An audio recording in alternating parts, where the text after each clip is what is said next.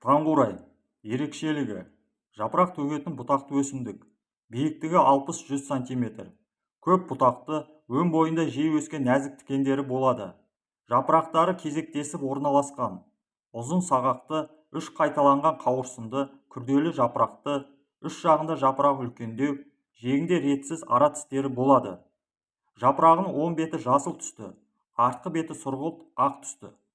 Ақ түсті гүлі жалғыз, немесе сабақ басында топтасып, қолтықтай өседі.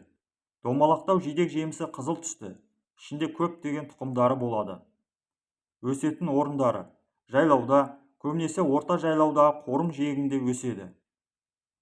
Жинау және өңдеу әдісі: жемісі дәрі, 7 айларда жемісі піскенде үзіп алып, қайнап тұрған суға малып кептіреді.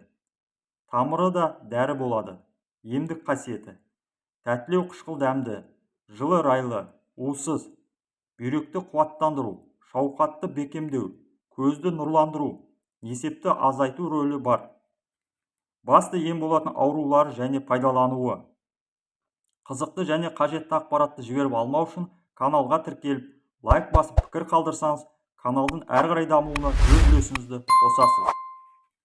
Бірінші, белсіздікке, шауқаттың тоқтамауына. Таңқурай жемісінен 15-20 грамды суға қайнатып, бірнеше күн ішеді. Екінші, бүйрек әлсіздігіне, несептің жиі келуіне. Таңқурай 15 грамм, сары мия 15 грамм, жаужұмыр 9 грамм, тәует сіркесі 9 грамм, бұғы мүйіз желімі 9 грамм, әлбұршақ 9 грамм суға қайнатып ішеді. Видео пайдалы болған болса, онда туыстарыңызға, достарыңызға жіберіп, олардың да дені сау болуына өз септігіңізді тигізіңіз.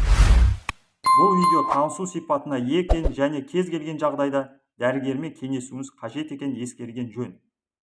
Келесі видеода жүздескенше аман сау болыңыздар.